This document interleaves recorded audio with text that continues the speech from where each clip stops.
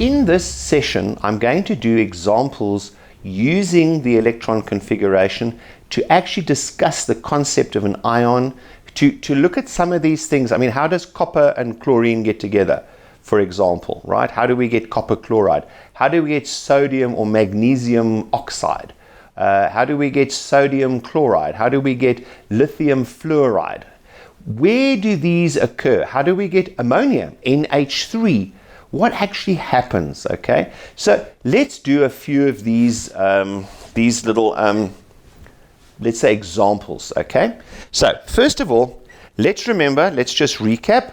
Remember, each and every time we do these, right? First of all, let's put that back to that. We are going to look at, these are our energy states. This is our, we said, ground floor, right? We actually call this the ground state, okay? That's where the electron hangs out. This is first energy level, second, and we can go up to the third. And we said that each and every one has got, remember, we've got our balloon here, 2 electrons fit there, bit bigger we can put more, bit bigger we put more. So each time we go up an energy level, an energy state, we have got more space to put more electrons. And of course, don't forget, the nucleus is getting bigger and bigger and bigger because we're adding more and more and more and more particles into it, okay? We're packing stuff in there. Protons, each time an electron is added, a proton is added, or each time a proton, we add an electron. Whichever way around you like to conceptualize it, it's not really critical to me, and I don't think to anybody else. As long as you understand the concept is we're building everything up from hydrogen to helium, all the way right down to polonium, one of my favorites. I always think of polonium as being this long, pink sort of sausage that you can cut, but that's just maybe me. So, and each time, if we've got an isotope, we've got neutrons sitting in there, okay? And those are the things that go poof, poof, poof, poof, poof, and we get nuclear or radioactive decay. Now, let's just take, which one should we start with? Let's start with an easy one, lithium and fluorine, all right? Let's say, because it's just a quick one to go through, all right? Let's just have a look over here. We're going to start with lithium and fluorine. Lithium and fluorine, okay? Lithium is number 1, 2, 3, okay? I've just got it in front of me now.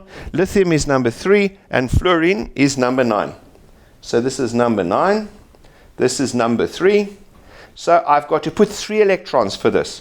And remember, 1s2, like that. The next 2s, and we've only got 1 like that. Fluorine has got 9, so we've got to have 9. So first of all, 1s2, and it's got 2s2, because we've got 4 now. Now we're going to fill up the p orbital, right? P orbital, 1, 2, 3, 4, there we go, 2p, 5, 5 plus 2 plus 2 is 9. Right? There's 9. Which means, now let's just recap this as well. What did we have? We had an open here. This is a non-metal. Non-metals take, they are negative -1. Okay? -1. This is a metal. Metals give, they +1. Right. So what does this mean? It means that here is an electron. Fluorine wants 1, then it becomes full. Lithium wants to get rid of 1. So it takes this electron and says, here you go. You go and sit over there. Now I have got a full orbital. I've lost an electron, haven't I? But let's just have a look now inside this guy. Okay? Lithium had 3 protons and 3 electrons, correct? There's the 3 electrons. What does lithium look like now? Okay? Okay, well, so I don't mean to confuse. Doesn't matter which way around we write those. Okay. But this one over here has gone. So what is left?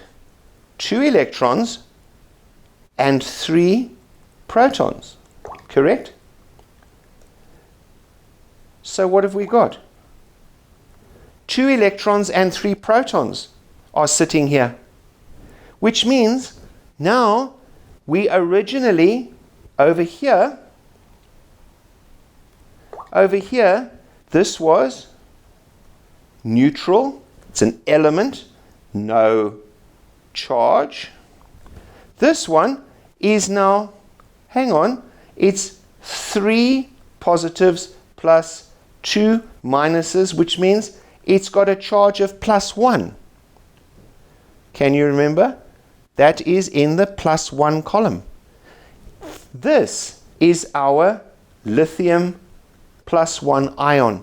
Because we've taken an electron away, we've still got 3 protons, 3 pluses, but we've only got 2 minuses, so there's an unbalanced charge of a +1 over there, isn't there? That's what we mean, and that's how an ion is created. Let's have a look at the fluorine now, shall we? Let's just wind him back. What happened here? Fluorine originally had 9 electrons and 9 protons. So over here, we had 9 electrons plus 9 protons. Balance equals 0. It's an element. It's neutral. Both of those are neutral. No charge. They're elements. What happened then subsequently? What did we do? He stole an electron, didn't he? From lithium. Lithium freely gave it, but the fluorine stole it. So what happened to fluorine? Fluorine started off, it was 9, so it had 9 protons, 9 electrons, 0 charge. But now the protons are still the same, but it's got 10 electrons because it took one into its parking bay, the spare bay. So what happens? It's got an overall charge of -10 plus 9, -1. Can you see? That's where the -1 comes from. Okay? It is charged -1. Remember we had 9 protons, 9 electrons, okay? There they were. Then what happens is we added an extra electron. That electron puts everything out of balance to the charge of -1. Okay? Right. So that's quite straightforward, isn't it? Let's pick another one. Let's have a look at, now let's have a look at sodium chloride, right? Well, no, let's change it to magnesium chloride, shall we? Okay. Magnesium is number 12. Okay. So let's first of all say magnesium is number 12. 12 protons, 12 electrons. Now let's draw it. Well, first of all, we've got U and U. Okay, 1s2. Then we have to fill up 2s2. Then we go to, we go to 2p. Wait a second. We need 12. Here's 2, 4, and we can put 6 in there. That's a total of 10 electrons, right? Which means there's 2 more. Where do we go? We go up to the next level, which is 3s, right? And there's 2 in 3s, right? Okay, now, let's look. Yes, the next would be 3p. There's a total there. Okay, and then we get 3d, which carries on, and it's 3d10. But just let's leave that. We get that. Magnesium is a metal, isn't it? It is a metal. Metals give, so they are plus. How many? These are the 2 it's going to give here. Because if I give those 2, what happens? Then that becomes empty there, and I am full there, right? I have got a full structure. So I want to give away those 2 there. Yes, if I now look magnesium, aluminium would have an extra 1 and would be in there. Right? Don't worry about that for the moment. Now what? Therefore, it's going to give 2 away. Right. We said we're going to look at magnesium, and we're going to look at magnesium chloride, aren't we? Well, now let's have a look. Okay, chlorine. Okay, we know chlorine is number 17. Well, let's have a look at 17. Chlorine is number 17. 17 electrons, 17 protons. Let's put them in. 1s2, 2s2, 2p6 we know. I'll draw them down below for you. Can you see? There we go, filling them up again, like so, like that, right? Now we stop and we say, okay, I've got here 6, 8, 10, I need 7 more. Okay, so I've got to go up to 3s. 3s2, now I need how many more? I need 5 more, I think. Let's see, 1, 2, 3, 4, 5, right? So there we go, and we say 3p5. Let's check. 6, 7, 8, 9, 10, 15, 17, correct. All our electrons are in their correct levels, correct energy levels, 1, 2s, and 3s. And now I go back and we say, okay, what are you? You are a nonmetal, which means non-metal. So I take away. Take away, negative. Okay? I'm taking from somewhere else, so I take from there. Right? But now, let's just see. Hang on.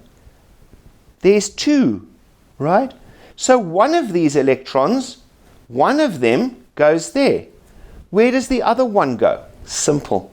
The other one actually goes into another chlorine, right? We need another chlorine to come in here. Okay? And 1s2, 2s2, 2p6, 3s2, 3p5. So can you see? 1 electron from the magnesium goes here, 1 electron, and 1 electron goes there. So the magnesium has given those 2 away. So the Mg is +2, Cl is -1, which means we've got a +2 there. So I've got magnesium metal 2 to give away. Remember, it's number 1, number 2 in its group. And chlorine is -1. So we need to have another chlorine to take the electrons and share them with the chlorine. Okay? I use the word share there. We've got to be very careful with that word sharing, because that indicates a type of bond, right? The giving away bond are ionic, the sharing are what we call covalent bonds. Okay? Right. Now, let's just carry on with this process, shall we? Black. Let's take a, let's take aluminium, aluminium chloride. No, let's take aluminium oxide, shall we? Let's take aluminium and oxygen, right? Aluminium, in other words, I'm combining aluminium and the oxygen. I'm going to be very careful and pedantic not to do that, okay? Because I'm not up to a chemical equation right at this point. I'm going to, how do I do this? I'm actually burning it in oxygen, right? Aluminium is number 13. So we say 1s2, 2s2, 2p, okay, 6, that is 10, and 3s2 and 3p1.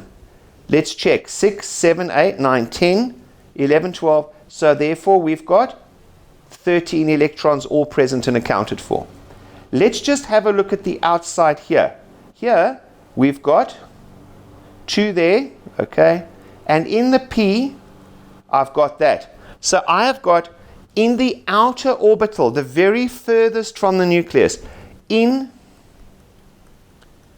level 3, we have 3 electrons, metal.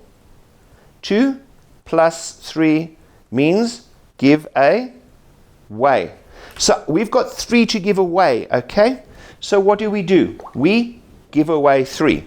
So I can say this is going to be, it's an Al plus 3 to give away, okay?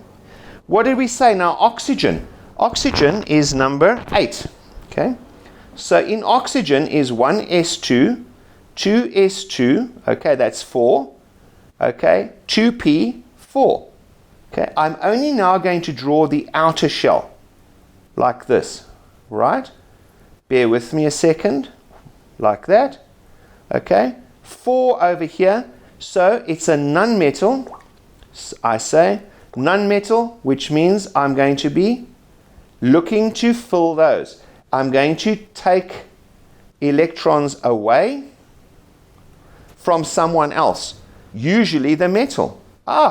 So we say oxygen has got a -2, 2 spots. Aluminium has got 3 to give away, but that's not balanced, is it? So what do I have to do? I have to say, okay, in this case, I've got to have, let's add another oxygen. Now how many electrons? We've got 4 electrons, but we've only got 3 coming in. So I've got to add another Al plus 3 here. And then another -2 there, plus 6 minus 6. So it's Al2O3. 2 aluminium atoms and 3 oxygen atoms. We saw this with iron before, Fe2O3. Here we've got the same situation, okay, Al2O3, all right? Remember that? Now, what has happened? 2 aluminium, we've had to have 2 of these and 3 of the others in order to do what? Balance out the charge. The 6 electrons have gone from there and have gone into these orbitals here. What happened? Right? Here's the next oxygen coming along, right? And the next oxygen also had 2 parking spots, right? So there we go. The first one, let's change this to green just to elaborate again. Just go. This had 3 electrons. 1, 2, 3 electrons. There we go. I'll put there. But I've still got space. So if this is going to work, I've got to add another one in here, haven't I? Like that. There's my, okay. And I've got my parking spaces. Let's put them in. There we go. The 2. What's going to happen is now I'm going to take so there I've taken, can you see 1, 2, 3 there, and there's the other 3, right? So we needed 3 oxygens to link with 2 aluminiums, and that is as simple as that, okay? At the end of the day, these things add together in a very logical fashion. The last thing I just want to talk about for this one is these excited states, etc. All right. What do we mean by this? Well, let us take, for example, neon, shall we? Now, neon we said was number 10. So let's just write neon down here. Okay. There we go. Number 10. So 10 electrons. 1s2. Okay. 2s2, okay, and 2p6, voila. We are parking bay full, no entry for more electrons, no space to park them. So what do we say? It's full up. That is 2p6 up there, okay. There's our total of 10 electrons. But now, let us say we take neon. These electrons here are here, aren't they? Here's ground state, okay, and this is floor 1 ground state. This is level 2. Can you see we've got our electrons over here? 1s2 and 2p6 over here, right? Like that. And they're all full, like so. Now I come along and I pass an electric current through this. This electron here, the energy that gets put in takes that electron and puts it into, let's say it puts it into 3s. Okay, so one electron hops up there. It's now in what's called the excited state because we've added energy to it. So we've taken this, right? We've taken that electron that was here and we've put it up a level, right? And as long as that energy is keeping it there, this thing is bouncing around a higher level. And when we take it away, it falls back. So the energy we put in, right? Let's just think about it. Energy in lifts it up to a different, bear in mind it could go from here up to, I don't know, if depending on the energy you put in, it could go up to a 3D orbital. Because they exist, they're just not full. There's no electrons in them. It just makes one every time it goes up, right? So there, but now when it falls down, we get energy out. And energy out must be equal to energy in. This putting in must be equal to the energy as it drops out. That's a critical concept. This here is actually the photoelectric effect. It goes up, it absorbs energy. When it goes out, it gives the energy off as light, as a photon. Why did I choose neon? Because that's how a neon light works. We put energy in, it raises the electron. As it falls down, the current passes backwards and forwards. Excited, drops. Excited, drops. Energy in, electricity out, light. Essentially, that is what happens. The next lesson we're going to go, and we're going to start talking about ionization energies, electronegativities, and we're going to start looking at bonding. How do things bond and why do they bond together? Okay, that's going to be in our next lesson. I hope we've done enough of those. We're going to do the Lewis structures in the next one. Thanks for watching, and let's carry on.